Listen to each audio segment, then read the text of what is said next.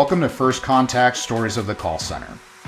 I'm your host, Christian Montes, where we dive into the lives that connect us all, one call at a time, revealing the stories behind the leaders' transformative journeys in the contact center world.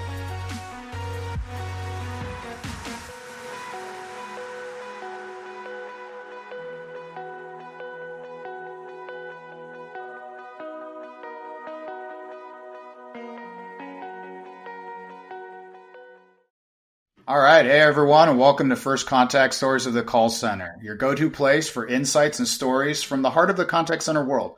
I'm your host, Christian Montes, and today we're embarking on a special journey. We're going to be kicking off this episode with a remarkable guest, Thomas Paley, the Director of Corporate Telecommunications and Contact Center Services at Hilton Grand Vacations. Look, if you don't know Thomas, he has an impressive 29-year tenure in IT management operations. He brings a wealth of knowledge in the distribution and hospitality industry. So look, we're going to have a great conversation today where we're going to dive into Thomas's unique leadership style, one that's dynamic, relational, and strategic. We'll explore his approach to mentorship, team building, and the crucial role of soft skills in the fast-paced world of contact centers. Now, Thomas's perspective is not just about leading a successful team. It's about nurturing and empowering individuals to excel in this challenging environment. So let's get ready for an insightful episode filled with lessons on leadership, personal growth, and the future of contact centers. Thomas, happy to have you here. Welcome to the show. Thank you, Christian. I appreciate you allowing me to be part of this. Yeah, look, we're really excited to have you here because we really want to talk about how did you get into this space, right? We always talk about not everybody wakes up and says, one day I'm going to be in the contact center space where you are, specifically on the technical side of the contact center piece. So if you can kind of talk about your journey on how did you get into this space and how did you get from going where you were in the beginning to where you are now? Absolutely. It goes back, as you said, about 29 years ago. And I was between jobs. I was out searching, trying to figure out what I was going to do with my next chapter, in the next chapter of my life. And as I'm walking out of the door, the phone rings. Now, mind you, at this particular time, I'm sort of resident on my father and stepmother's couch in their office. So I don't really live there. There's no reason for me to answer this phone. But something inside of me said, answer the phone. And so I did. I went down, answered the phone, and it was a representative from AT&T who was inquiring about me to come take a aptitude. It was basically an aptitude test, an entry-level test into the company. Now, mind you, my stepmother at the time worked for AT&T, so she had been querying around, talking to some folks, and that's what prompted the call. Fast forward, received the call, say, okay, I can be there in 45 minutes. They said, okay, we'll be there. We'll hold the test. We'll hold a few minutes if we need to. I get there, take the test. Myself and one other person passed the test. We get moved on to the next stage, and next thing, I'm interviewing for a position, low-level, entry-level position in AT&T as basically a wire puller. Throughout my career, I just moved up and moved through different facets of technology, went from the wire pulling to street technician to over-the-road engineer. And what I found is, although the technical challenge, the hands-on technical challenge, which I did for 11 years, was interesting to me, it didn't really appeal enough to me or really grab my attention. What did was the broken processes I had to encounter to try to get my job done. And that's what really drove me to want to get into leadership. So I could go down and go through and break down these process issues and walls that we were all encountering. Moved forward to into leadership, and through a course of a couple different job positions over the years, I moved myself around and into these positions, and here's where I'm at today.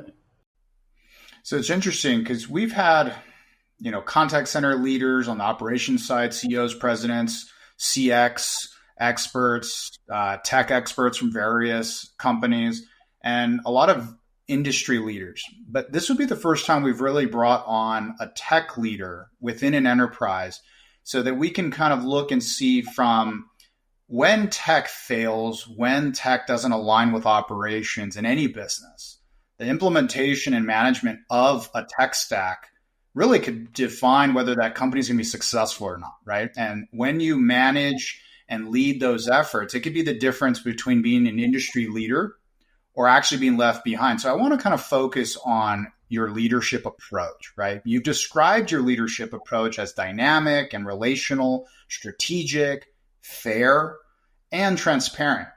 Can you kind of elaborate on how these qualities have shaped your management style in such a complex environment when we're talking about IT, tech, and the outer layer of also the contact center space? Well, let's be real. If we look at building an environment, building a cohesive environment, you have to start at the grassroots of it. I'm not your traditional resume reader. I'm not looking for the most certifications or the most wow words on your resume. I'm interested in the dynamic piece of it. How are you going to fit in with the group? Are you going to create? Are you going to be part of a team?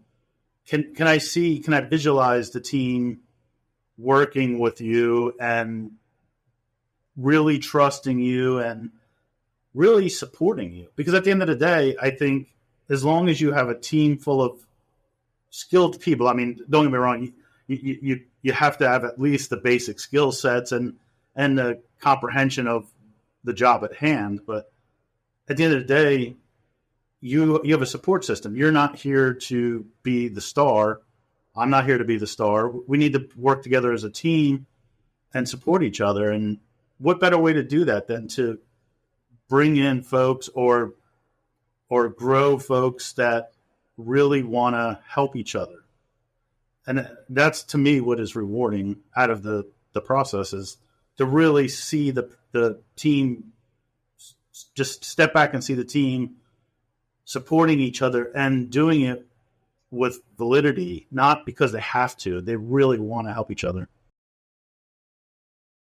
So when you talk about fairness, right, that's such a subjective term, right? And sometimes people will say, well, that's not fair. Or you're saying, well, let's find something that's fair.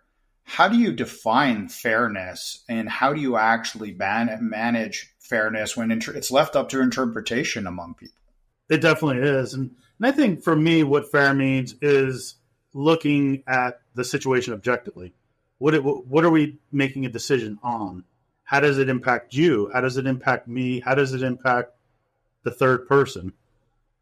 We have to look at it in that way. And I think that, to me, is what fair means, is we want to make sure that what we're doing today is consistent with what we're doing tomorrow.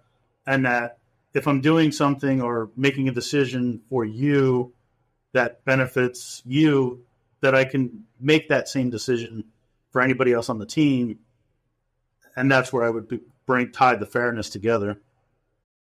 Yeah, I think when you add that last piece in your leadership approach of transparency, right? That honesty, that openness allows for the conversation to happen. When there's a hidden agenda, when there is an inability for people to feel that you're actually being open and transparent with them, then talking about fairness and whether or not there isn't some ulterior motive becomes very difficult to have. And so it's really important to have that. But to have those kinds of conversations, right? You as a leader have to be able to not only have that confidence, but have a speaking ability, the communication skills to be able to do this. And I know that you've mentioned that you participate in Toastmasters and you engage in networking groups and you do these things to really keep your leadership skills sharp. So for those that don't know what Toastmasters is, can you kind of give us a little insight into what that is? And when you talk about leveraging, engaging, networking, things of that nature, how has that helped and give you the experience to contribute towards that professional development, but also helping others be more successful in their roles? No, sure. So for those of you that know Toastmasters, a lot of people think of Toastmasters as a speaking engagement or a public speaking organization or membership, but it's also a listening opportunity as well as it's a leadership opportunity. And I say that because the Toastmasters involves different roles.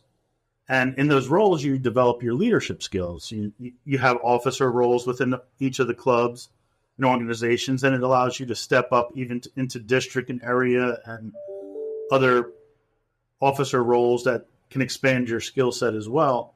But even on a daily meeting agenda, you're conducting yourself in a leadership fashion. You're following an agenda, you're leading the group. Each person, there's no one real particular leader, although there's hierarchy of officer roles. Everybody in Toastmasters is really a leader. They're bringing something to the table. They're adjusting to the agenda.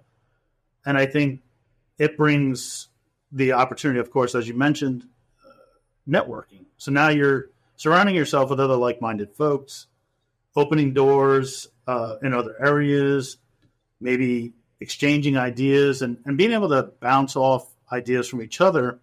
And from my personal perspective, I've sat back and observed more seasoned Toastmasters and started to figure out, well, how can I apply this to myself? How can I improve my ability? How can I improve my speaking ability?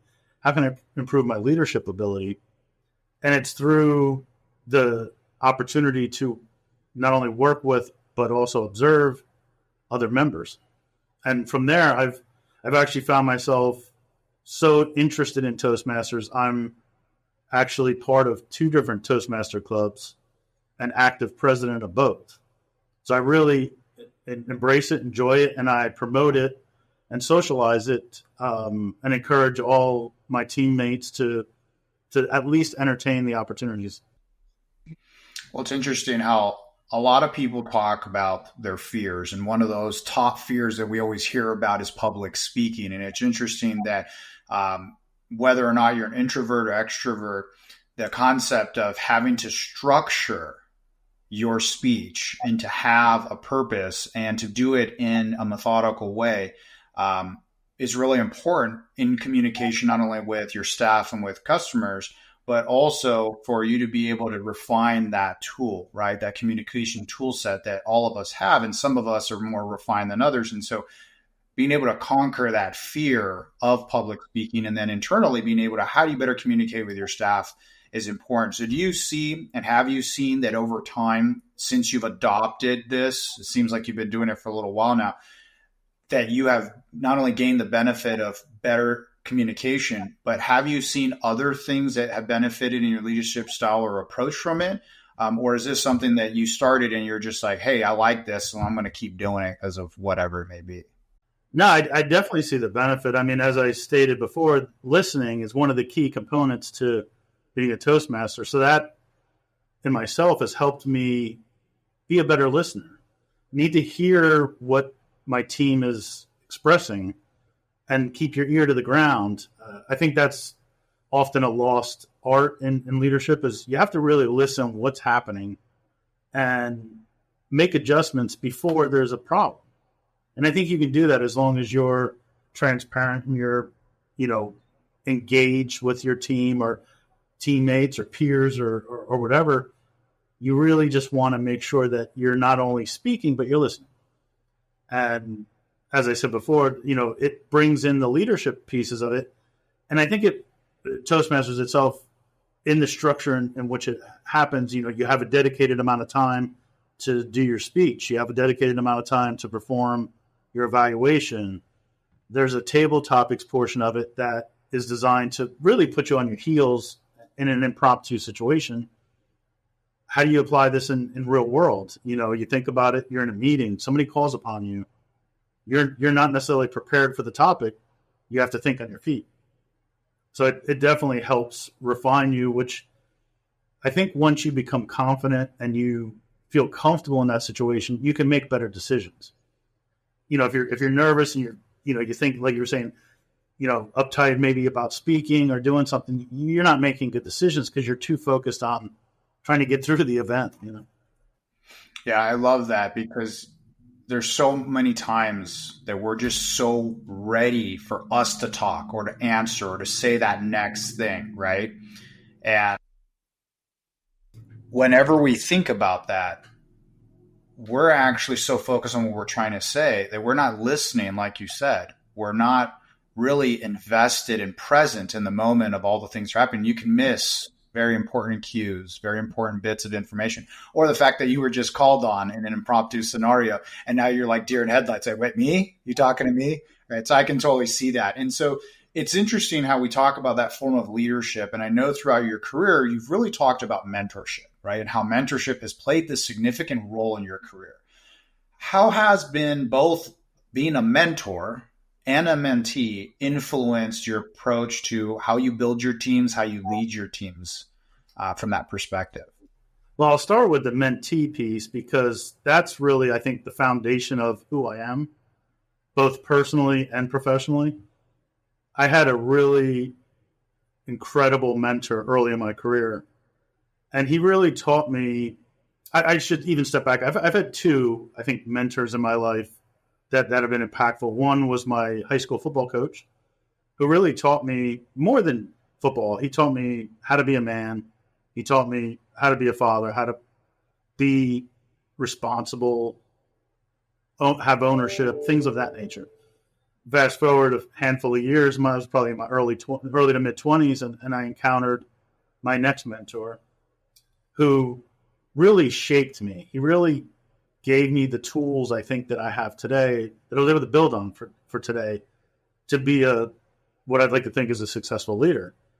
And that being is, he was a hard-nosed, had high expectations, but he was fair. The more you gave, the more he gave. And I think that's important. And then that doesn't mean, give me $5, I'll give you $5, or, give me a candy bar, I'll give you it. Just the more I showed interest, the more training he made available to me. The more complex opportunities to solve he gave me. And through that, he was really teaching me how to conduct myself, how to communicate myself without coming across too aggressive, I guess you might say. That he taught me, just, you can communicate what you need to communicate and get your point across without being offensive. You can be diplomatic about it. And I think that really helped me get to where I'm at today.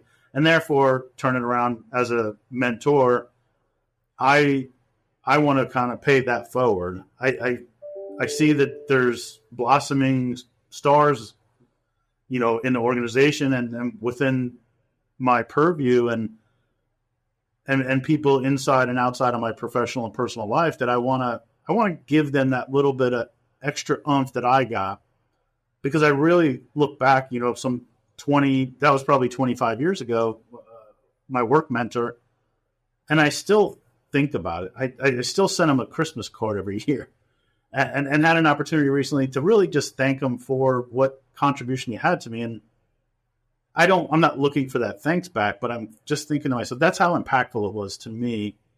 I want to be able to pay that forward to somebody else as a mentor, and hopefully give them some skill set, or enhance their skill set, or just some guidance on how to approach things and how to conduct yourself. And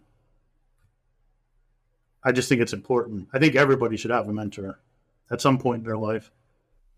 So when you think about that moment, right, that moment in which you were embracing that gift, right, of mentorship of somebody, not everybody gets that, right? Not everybody is able to work in an organization that fosters that, or maybe their direct boss or their boss just isn't that way. You go to work, you have a job, you go do your job, and that's what I pay you for, right? But there are those of us like you and I, and like many in our audience, that have had at some point in their career a mentor, right? Somebody who has said, I'm going to now invest into you, whether it's a little thing or a big thing, to help you in some way or another, right? That moment where you realize that was a gift, or did you, obviously realize that was a gift, did you take a while to be able to go, now I feel that I can be a mentor for somebody else? Like, do you have a moment in time where you said, now I'm ready to be somebody else's mentor, or I'm worthy of being a mentor? Was there ever anything that kind of went through your mindset or that you've had as a journey from being a mentee to becoming a mentor? I I don't know if there was a particular moment in time that happened. What I can tell you is I was probably 25 when I had this mentor, and it might have been 35 when I really embraced. I was a father of 3, and I really embraced. Wow, this is what I took away from this. So it didn't happen immediately. I think at 25 I was probably like, this is cool, but whatever. It was really, when I started piecing together and I started finding myself maybe reproducing or conducting myself in ways that I was mentored in. And it was probably not long after that where I think I was like, maybe it's through the parenthood raising. You're basically mentoring your kids, that's what you are. You're a mentor to your kids. And I think through that process maybe is where once my kids, not that they ever not need a mentor from you, but once they were a little bit more self-sufficient, maybe I had a little bit more time on my hand to really think about it and say, you know what, I can be a mentor to somebody else as well. That's not my family or my kid. Any advice that you'd give for someone who could benefit from a mentor, who doesn't have a mentor, is in a situation where it's like, yeah, this person would never mentor me? Any thoughts that you've come across that says like, hey, if it may not be your boss, but how would you go about finding a mentor? Should you find a mentor? I would say my first place to look for a mentor wouldn't be necessarily my immediate supervisor.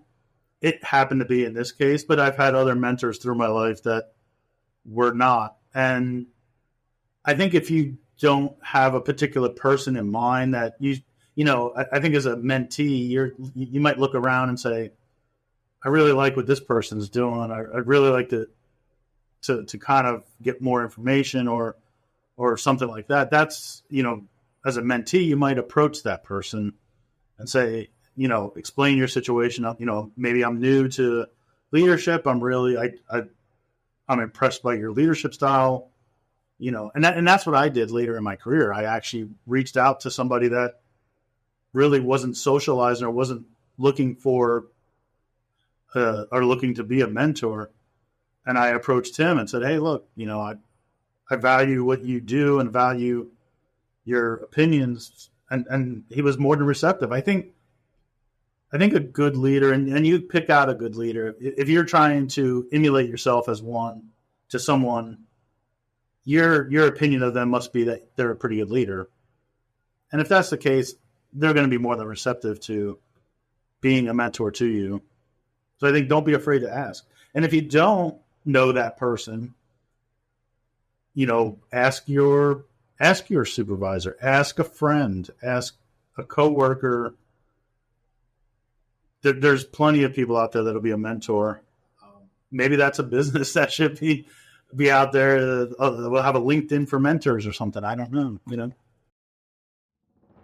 This is James. James is a contact center manager with a passion for philosophy and hiking. As a kid, he made a promise to himself that he would always follow his passion. Today, he ponders on the thought that this promise is probably the best decision he ever made. Today, James loves his job just as much as he loves hiking. So much that he sometimes brings the scent of fresh pine and the tranquility of the mountain streams back to the office with him. With Nobel Biz as his company's provider, James found the necessary peace of mind to finally bridge the gap between his passion and his work. By choosing to partner with the promise-keeping voice and software provider of the industry, contact center technical issues, downtime, and poor customer experience are now a thing of the past. In an industry ruled by uncertainty, Nobel Biz combines balanced pricing with the highest quality, topped off with outstanding support. But above all, Nobel Biz delivers peace of mind to contact center managers and owners. And for the first time, James hit that sweet spot of focus and confidence that is allowing him to take his business to new heights of profitability and success. After all, you know what they say, promises are the uniquely human way of ordering the future. Nobel Biz, the promise keepers of the industry.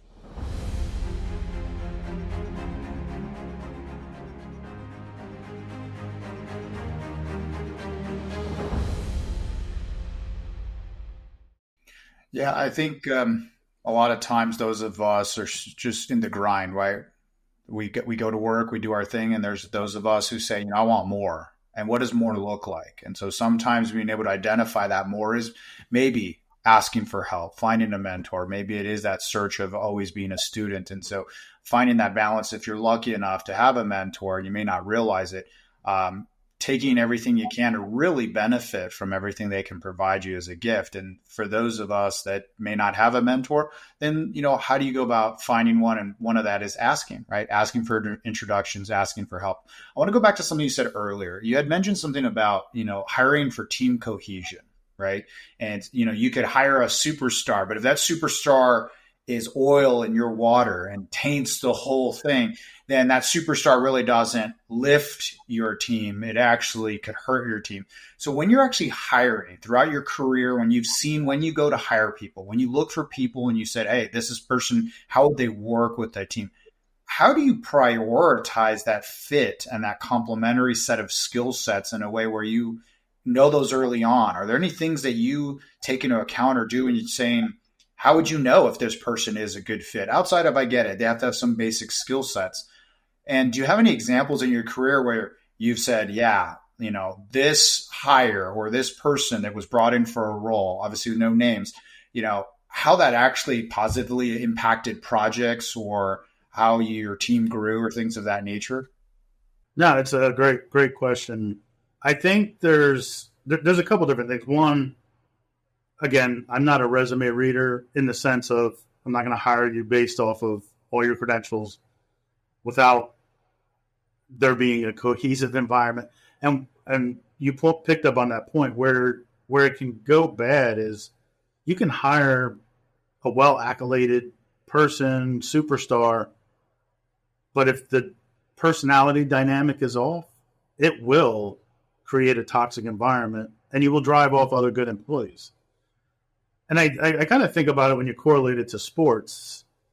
You might have a really high paid, super performing teammate. Well, that's great. That's great for the organization. It may bring in a lot of revenue, but how does it really impact the rest of the team? Think about that. I mean, think about if you have that standout that is not well embraced by the team, it's going to create animosity.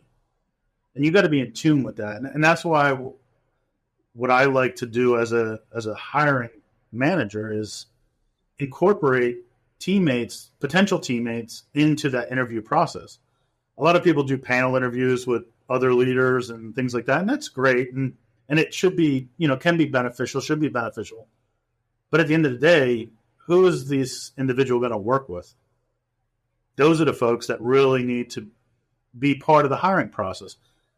Not only does the team themselves, I think, appreciate the fact that they're part of the process and part of the decision-making, you have to empower them to be able to provide feedback.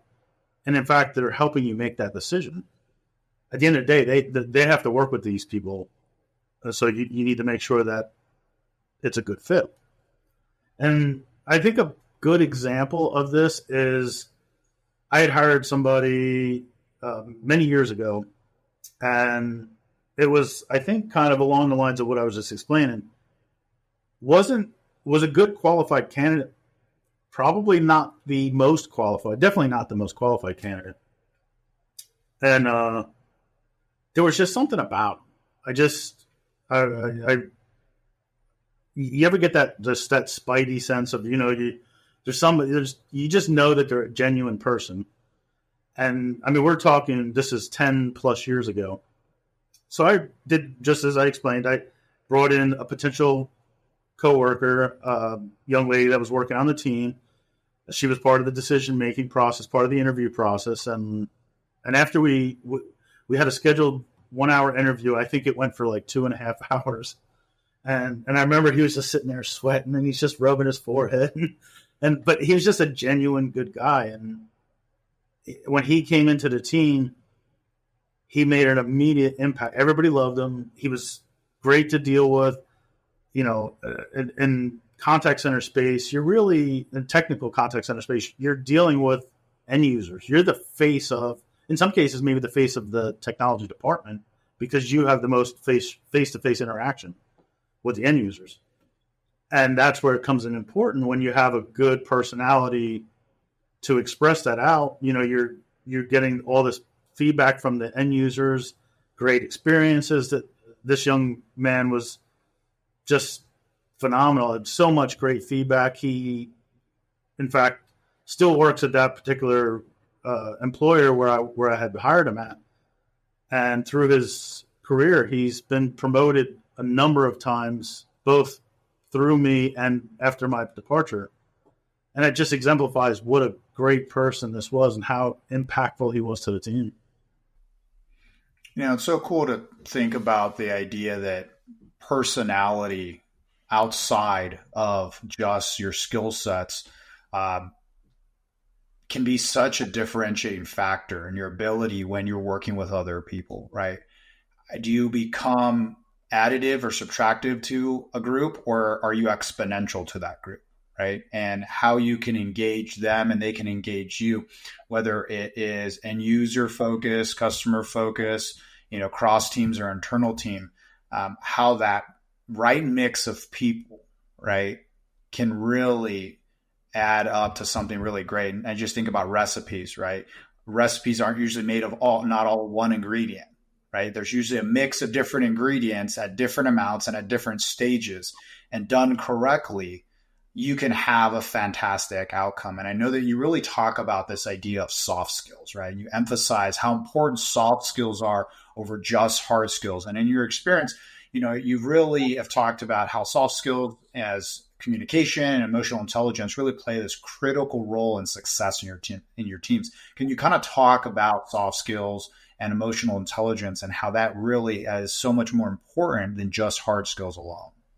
Absolutely.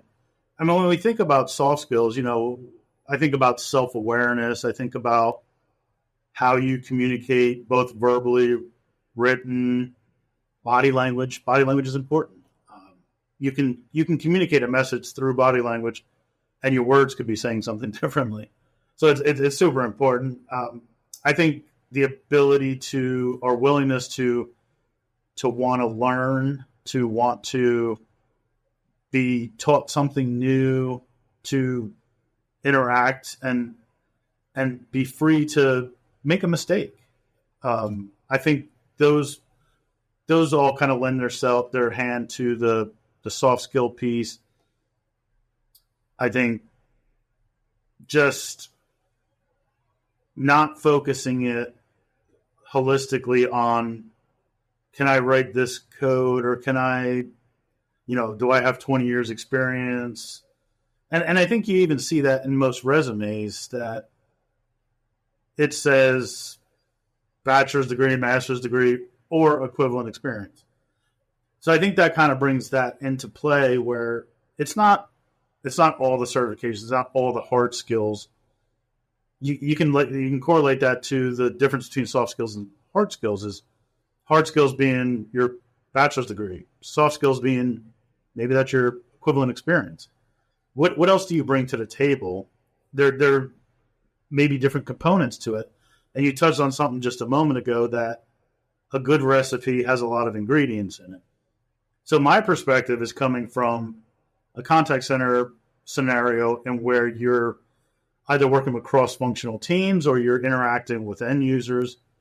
There's plenty of other positions where maybe you're not working in a cross-team environment. Maybe you're more siloed and you're doing a particular function. And in that case, maybe somebody that's well certified and well schooled and well educated and well experienced to do a particular function, maybe they add that same value. I don't discount that, but I'm coming from a contact center experience where your interactions, I think, sometimes are worth more than the technical actions behind it. I mean, at the end of the day, they want the technology to work, and if it doesn't work, they want it fixed quickly. But they want that experience, and I see that all the time throughout my career, that the end users respond well as long as you're transparent with them, as long as you communicate with them, as long as they don't want to hear that something's wrong, but if you explain to them and set an expectation, they're almost always okay with it. As okay as you can be with it if there's something that's not going right. Yeah, I always think about, like a surgeon, right? And it's like you have two choices: the really nice bedside manner surgeon who's okay, or the one that's the best but horrible bedside manner. You go, well, they're not going to be my friend afterwards. I hopefully don't have to see him again. So I want the best. But I sit there and I go, why can't you have both, right? Why can't you have someone who's really good at what they do and they're able to make you feel comfortable knowing how you're going to be engaged through that process? And maybe it's not that individual. Maybe that individual knows their weak spot and they work with others to fill in that gaps. And so as a leader, right, knowing on that tech side that, yes, you have to have the skill set to be able to do something right and do it quickly. But are you also able to understand that the end user may not be technical? They may be operational, maybe a user. They may not know how to speak your speak. And how do you then take things like what we've talked about in emotional intelligence to be able to say, how do I now engage in this situation and not just treat everything transactionally? So from a leadership perspective, how do you leverage and integrate emotional intelligence within teams if they don't have it, or you just say from day one, they got to have it, you can't teach it. And if they don't have it, I got to only use them for roles that don't require it. No, I think in that case, what you have to do is you have to understand how. I always hear the term "treat people like you want to be treated." Let's not treat people like how you want to be treated. Treat people how they want to be treated. And I think understanding part of emotional intelligence to me is understanding how do you need me to communicate with you? How do you need me to interact with you? How do you want me to speak to you? How do you, how much information do you need from me? Input. I have experience with many different folks, both currently and in my past history. One person needs a lot of engagement. You kind of have to walk through the process, and maybe you do it. Maybe you have to walk through it twice, and then you have other people that tell them what needs to be. Tell them the end goal, and don't tell them anymore, and they're good to go. So I think that's really, to me, the emotional intelligence is understanding who you're working with, being accepting that not everybody operates the same way. Although you may have a preferred way of doing things or a preferred way of interacting with somebody, but at the end of the day, we're all humans, we're all individuals. As long as there's an intent to want to work together, then you just have to find a way to interact and figure out how to lead somebody to the end zone, I guess you might say. When we talk about leadership and empowerment, you had talked about liking to empower your team and the power of delegation. But sometimes there's that balance where some people go, yeah, my boss just likes to pawn everything off on everybody else. They don't actually do anything. Anything that comes to them, they just throw it to everybody else. And there's others that use delegation and empowerment, truly empowering people to make decisions and get things done, as a way to build the future generation of leaders, right? So when you look at that dynamic, I'm sure you've experienced both, right? Where you've been empowered and ones where it's just like, yeah, just give it to Thomas. He'll figure it out, just because they don't want to do it, right? How do you balance being able to manage empowering people and delegation in a way that is fulfilling and helpful versus being known as the guy that just throws stuff that's on your plate on somebody else's plate because you're not going to do it. Well, I see that as two different things. So you have empowerment and you have deflection. I think deflecting is when you throw it off onto somebody else's plate and walk away, and maybe you're the one getting yourself involved in whatever that new shiny thing is and being in the spotlight. Where I think empowerment is doing just that, empowering somebody to make a decision, provide the input, evaluate. And I think as a leader, where the deflection versus empowerment changes is, if I'm going to empower you to do something, I need to be there to help guide you. I need to be there if you need to bounce something off of me, provide input, I need to provide a follow-up to you. Stay engaged. I'm not throwing it on your plate and walking away, but at the same time, I'm empowering you to take charge of that situation, work on it, but don't be afraid to come to me if you need more guidance. If you don't know what to do or you encounter something that you're unfamiliar with. I think about the term people use all the time is, oh, my door is always open. And you see that, or you hear that, but then you see that the door is always closed. Physically, the door is always closed. And with the exception of this discussion here, my door is traditionally, even if I'm on a meeting, unless it's of a sensitive nature or confidential, my door is open. Because I want people to know my day does consist of meetings most of the time, but I want them to understand that my door is open. It really is. Maybe it's cracked open. You can at least peek in and say, wave your hand. I want you to feel welcome to come talk to me, because otherwise I've just deflected a task to you. I didn't empower you. Yeah, it's interesting how much you can scale when you know how to properly delegate and you've empowered your team to make decisions. And when you have a team that you truly trust, right, versus micromanaging, it's interesting to see how often not only will they do stuff that is good enough, but sometimes better than you would have done, right? And a lot of times you don't actually have to sit back and say, no, this is how I would do it. You go, wow, this person actually was most of the way there or all the way there. And you can now just say, yeah, go for it. And over time, they can go ahead and do those things on their own. So I want to shift the last bit of our time to a couple of different topics. One of them is really more on the tech side, right? From the perspective of trends.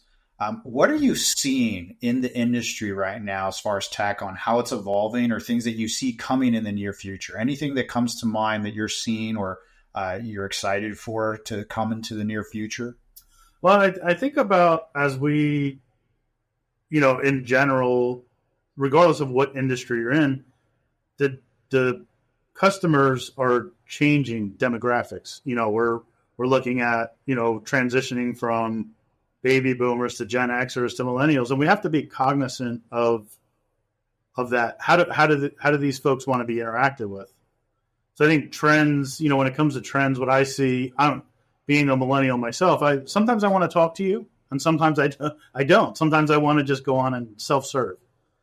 So I think trends that I see that are maybe, my opinion, the way of the future are ways that I can interact with you, feel like I'm talking to you, but maybe not necessarily talking to you, not waiting 30 minutes to talk to you, but also having that option to go in and quickly, I know what I want to do. I want to change my satellite subscription or something to that nature. I need some help. I have questions that go far beyond just going on to the portal and click, click, click. I need some clarity. So I think having that interaction, which probably lends itself to AI, is kind of a trend that I see. There's benefit there. There's value. Yeah. So talking about AI, right? It's kind of like the buzz topic, right? Everybody's talking about AI. If you don't have AI, you'll be left behind. We hear about all the use cases that are out there around AI. At the same time, though, we also see that sometimes there's not very good use cases for certain applications of AI, or that people don't know really how to prove ROI on AI, right? It's a cool thing, but it's like, is it just a shiny object? And there's other places where we're seeing, wow, like you can do that today. And that applies to all kinds of industries and things. Have you interacted with anything AI wise recently, or do you see or anticipate AI working in a certain way that is exciting, or is it still too early to tell? I definitely think the potential's there. I think it's still so close to its infancy that who knows how this is going to evolve. I mean, we've seen Chat GPT, we've seen generative AI and voice AI, and there's the way I see it is going back to my example before is maybe I want to change my subscription to something. I have questions. I don't necessarily want to sit in queue, wait 30 minutes, talk to somebody to just ask these simple questions, but I need more help than just clicking on a button. Well, what better way than to have some sort of an automated ability to interact with a knowledge base verbally so I can get that question, because I think it's sort of proven that we don't speak in succession necessarily. As humans, we're kind of like a little over here and a little over there, and something spawns, we think of another question that's not related to the first question. And I think that to me is where I see the future of it, because the traditional, say, IVR perspective, that's too transactional. It's yes or no. White or green or whatever. There's no intelligence behind it to change direction on the fly. And I think the same holds true with like chat and other forms of communication, because again, depending on the generation, they may not want to speak to you, but there's always a time where you need to speak to somebody, I think. And I would fear the day that we get to a point where I do need to speak to somebody and there's nobody to talk to. Yeah. Time is one of those things, right? That it's finite for many of us, right? And, we in a day only have so many hours and minutes to do something, and we don't like to waste them, right? We want to make sure that they're used as best as possible. And so then how do we find that intersection between time efficiency and really good outcomes, right? And we strive for that, hopefully. And for those of us that are in a world in which you're just so efficient where you only give an email and that's it, and it takes 5 days to get a response, right? You may be pissing off some people. You may not have those customers anymore. Maybe your value proposition is good enough for that. But I think if you're in the business of selling a service or a product to a human being, you should probably know that human being well enough so that you can start to curate your technology stack in a way that allows you to find them where they want to be found, how they want to be found, when they want to be found, and make it as painless and frictionless as possible. And yeah, that means extra work. Yeah, it means extra time. But it's kind of that old saying of slow down to go faster. Well, if I take this extra time to know you and I can answer your question the first time you come, it's better than over the next week you calling back 3 separate times and hating my guts for it, right? So it'll be interesting to see how AI can help those self-service instances you're talking about, and also where it's going to help human beings when a human conversation or interaction is the preferred method, but where AI can still be leveraged and helpful in those situations. So when we talk about, go ahead. I was going to say, if I could add on to that, I think it lends its hand back to what I said earlier is, being a leader or being, in this case, the AI technology or an organization is interacting with people the way they want to be interacted with. So I think it just kind of goes back to that mindset of we don't want to force upon somebody an interaction method that they're not comfortable with. So when you get to the thought of what does the future hold, you're right. I may want to just, if I'm trying to renew a subscription to something, I may just want to, I may want to talk to somebody. I may be the person that wants to talk to somebody every time, but the person next to me may be of the mindset that, you know what, there's never a time when I want to talk to somebody, but I want to have that ability to have that interaction, move on, be done in 2 minutes or whatever. That totally makes sense. And again, it just like you said, exactly spot on. Know your customer. And when I say customer, it's not always just an external customer, right? It's also the internal customer. Your staff is your internal customer. Your team, all the different staff in a company is your internal customer in many ways. So I know that we're running out of time, and I want to just tap a couple more things, right? What is that advice that you would give to any future generation of contact center technology leader, or just somebody in the space that's trying to figure out what to do next? How do I stay motivated? How do I stay engaged? If you're here now, what encouragement or advice would you give that next generation who's going to become potentially the next future leaders in our space? I would say stop for a moment, just take a step back and look at your leadership style holistically. Don't be focused necessarily at only the task at hand, but how do these decisions you're about to make impact the company, the organization, the team, the customer? And I think most importantly is you need to make sure that you dedicate yourself to creating an environment and where you're truly embracing everybody on the team, everybody you're leading. You want to take the time to get to know them on a personal level. And mind you, that everybody wants to interact differently or said a different way. Maybe not everybody wants to get down to the same personal level. So you have to be able to be self-aware of how engaged does this person want to get, or how personal does this person want to get. But what I've found in my career is that people appreciate that, especially when it comes with authenticity. You want to really get to know somebody, what makes somebody tick. It's not about, oh, you're a good employee and you do a great job and I enjoy talking to you for 5 minutes at the water cooler.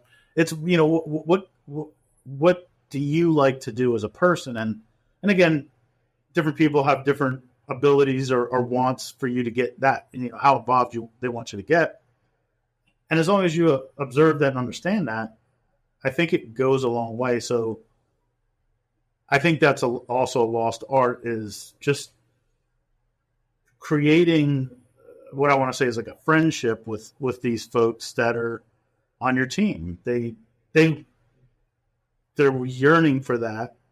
And if you provide that kind of environment, I think they'll just, you said it before, they go above and beyond. They'll do great things. You don't need to be over their shoulder teaching them great things. They're going to do those things on their own. We hire great people, smart people, to do smart things and tell us how we should be changing our directions and things like that.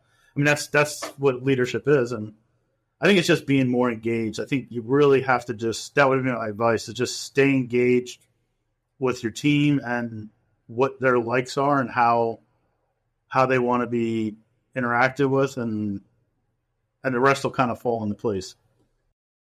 Yeah, I love how you get beyond an employee number, beyond a title. You get down to the business of people, right? And how do you get people to buy in to what it is they can do to make a difference? And when they go from this is a job to I can make a difference and this is how and what I do to make a difference, it can be exponential in how much more not only productive people can be, but they don't call out as sick as often. They're going to be way more willing to go the extra mile because they know they're valued, and be able to do what you've said and say that, someone's value isn't just how much their salary is. Sometimes it is exactly how they feel they're treated, their career path, their ability to be invested into, to have mentorship and things of that nature. So it's great to hear that that's part of not only your approach, but things that you're actively doing. So to kind of finish this off, non-leadership, non-work related, of course, outside of that professional life, what inspires you? What gives you that drive for creativity and problem solving? Do you have hobbies or interests, or, things that you really draw upon to be able to fill that cup of yours? I do, and I have several things that I like to do, but probably most importantly is one of my most passionate hobbies is building, modifying, or creating custom motorcycles. And in that process, I've done over the years, it's evolved. I used to race, drag race a car, so I was hands-on building cars. To me, that is therapeutic. And my current state with the motorcycles, it's therapeutic. It's my way of just going in, decompressing, or as I refer to it, defragging. I guess that's a technical aspect of it.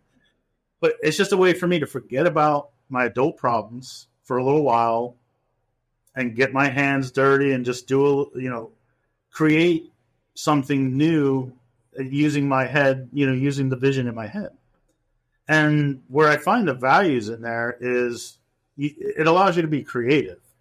I can tear down a bike to scratch, which I've done many a times, modify the frame, modify the parts, replace the parts, get different parts, make my own parts in some cases, and then create this structure or this bike that looked nothing like it did when I tore it apart. And, it gives me that creativeness. It gives me that problem solving because not everything pieces together. When you're doing something custom, it almost never comes together easily. You have to find a way to put the puzzle pieces together. And to me, I find that enjoyable. And that's what I do in my pastime when I'm not riding roller coasters. Well, having something that you can invest into to be able to have that sense of accomplishment, but also feeling you have the freedom, right, to be able to manage things as you want and to get that creativity going out is great. So look, there's going to be people that want to connect with you. How do they go about doing that? I would say the best way is connect with me on LinkedIn. I'm up on LinkedIn. I'm there. If you want to reach out to me, just shoot a message in your connect request and just let me know that you saw this podcast and you have an interest in connecting with me from there. Perfect. So obviously, if anybody would love to connect with Thomas, search him out on LinkedIn. I'm sure when we post all of this stuff, you'll have your profile available to easily get to you. So we appreciate you coming on. Thanks so much for joining today. And look, for everyone who joined, appreciate all the time that you give us. We know you can spend it elsewhere. That's really going to be a wrap for today's insightful conversation. And obviously, when we talk about the dynamics of leadership and personal growth, think about Thomas and all things he talked about. And if you want to talk to him further, please reach out. So to our listeners, again, thanks for tuning into First Contact Stories of the Call Center. Your support and engagement has been amazing, and we really appreciate it. And if you do find value in this, please tune into our next episodes, and don't forget to subscribe and share with your friends. Stay tuned. Have a great one.